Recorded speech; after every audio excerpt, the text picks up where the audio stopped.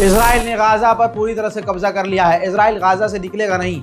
19 military base Gaza के अंदर पूरे गाजा में फैलाकर इजराइल ने बना लिए हैं।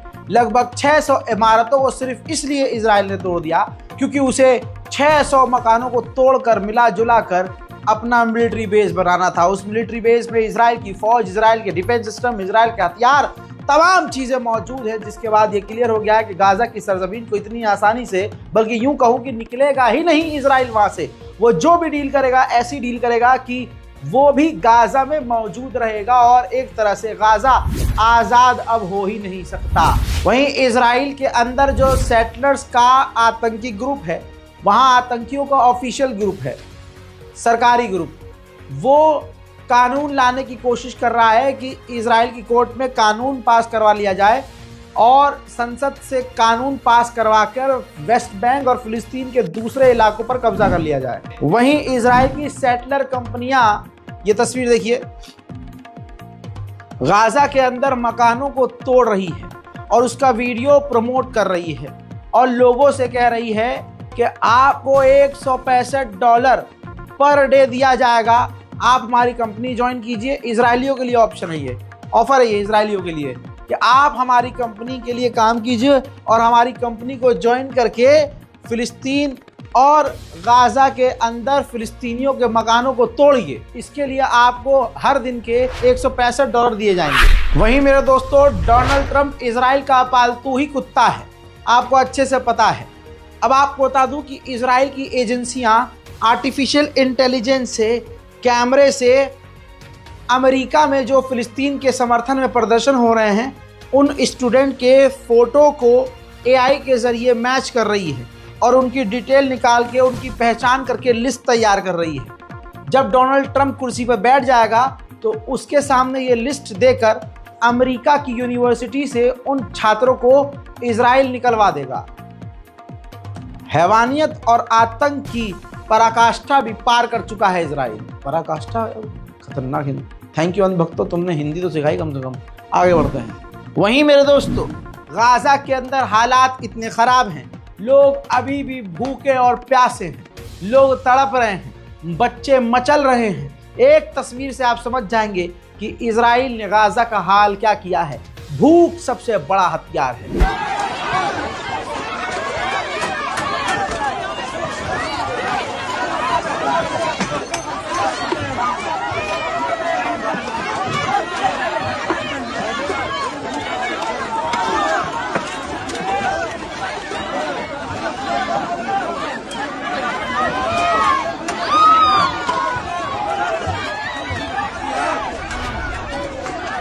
उधर आयरलैंड की एक महिला ऑथर राइटर को अवार्ड मिला तो उन्होंने कहा कि हम फिलिस्तीन के साथ हैं, फिलिस्तीन में नरसंहार हो रहा है और हम फिलिस्तीनियों के लिए यहाँ इकट्ठा हैं।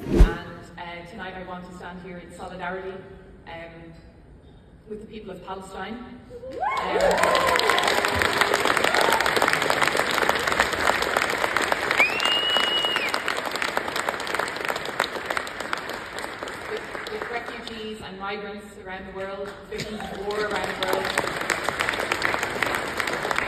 and also those who are engaged. उधर ग्रीस के पूर्व विदेश मंत्री ने फ्रांस का टेटुआ पिचकाया है और कहा है कि फ्रांस ने ये जो बात कही है कि हम आईसीसी के बात को नहीं मानेंगे और इजराइल के प्रधानमंत्री नेतन्याहू को गिरफ्तार नहीं करेंगे, ये इस इमैनुअल मैक्रोन का सबसे गलत फैसला है। सुनिए। It makes very clear that there are crimes committed in Palestine and these crimes must be punished. It is the end of impunity. First of all, it's contradictory. We had a first announcement by the French government saying, as it was expected, that they would respect international legality. Then we had this announcement. It says basically that Prime Minister Netanyahu has immunity as a head of the state which is not part of the Statute of Rome. We have not heard something like that from France when President Putin has been indicted. We had a warrant against him. And why we have not heard something like that? Because it's completely against the prophecy. फिर दोस्तों Israel के सैनिक Gaza में नरसंहार करके लंबी लंबी छुट्टियों पर अय्याशी करने जा रहे हैं। ज़्यादातर लोग यूएई जा रहे हैं इजराइल के सैनिक, लेकिन कुछ सैनिक कहा जा रहा है थाईलैंड भी गए थे अय्याशी करने। तो थाईलैंड में जब लोगों ने उन आतंकवादियों को पहचाना, इजरायली फौज आतंकवादियों को, तो उन्होंने यानी थाईलैंड के लोगों ने उनके ऊपर इजरायली सेना के ऊपर हमला कर दिया। सुभान अल्लाह। आगे बढ़ते हैं। उधर नॉर्वे ने कहा है कि हम फिलिस्तीन और अपने साथियों से बात कर रहे हैं कि फिलिस्तीन को मान्यता हम दे दें। इजराइल का लेबनान में सीज फायर का उल्लंघन जारी है। उसने फिर से बमबारी और गोलीबारी की, जिसमें लेबनान के एक नौजवान वर्कर की मौत हो गई। ईरान पर नजर रखने के लिए इजराइल ने फौज की एक अलग स्पेशल टुकड़ी बनाई थी। उस स्पेशल टुकड़ी का जो हेड था उसने भी रिजाइन दे दिया है। वहीं इजराइल की खुफिया एजेंसी शिनबेट ने कहा कि 200 बार ईरान के जो हैकर्स हैं उन्होंने साइबर हमला करने की कोशिश, साइबर अटैक करने की कोशिश की है इजराइल पर। उधर इजराइल के आईडीएफ के चीफ ने धमकी दी है ईरान को कि हिजबुल्लाह को हथियार ट्रांसफर ना करना, वरना हम तुम पर हमला कर देंगे।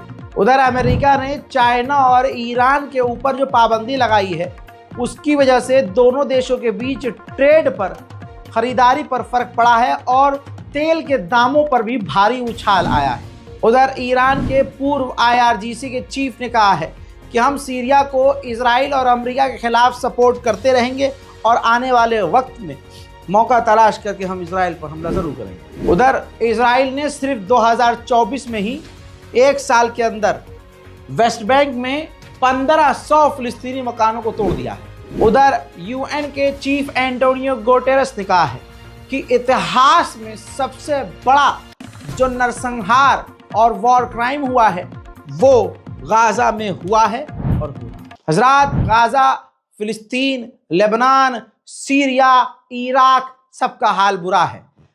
अब सवाल ये है कि ये कुत्ते के बच्चे कहते हैं कि मिडिल ईस्ट के लिए ईरान खतरा है। ईरान अपने आप को इनके खतरे से बचा ले तो वही कितनी बड़ी बात है।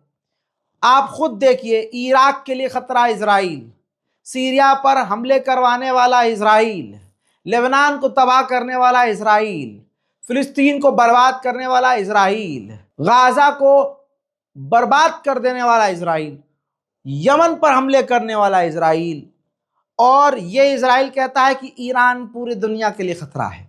अपनी राय कमेंट में जरूर लिखिएगा। रिपोर्ट को शेयर कीजिए, चैनल को सब्सक्राइब कीजिए। जय हिंद।